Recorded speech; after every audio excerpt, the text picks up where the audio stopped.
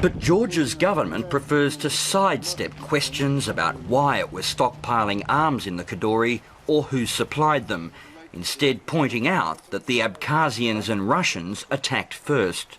Only weapons that were the weapons normally used by police for protecting civilians in this area. There were no plans of military action, attack on any part of Abkhazia. When the Abkhazs get there and the Russians and they see Western supplied weapons because the Georgian army has been modernized by NATO countries, they say, you didn't notice them. Well, they did notice the fact there were weapons, but they simply didn't say what sort of weapons. Colonel Christopher Langton has served as both deputy head of the UN's mission in Abkhazia and as Britain's defence attaché in Georgia, and is now a leading military analyst.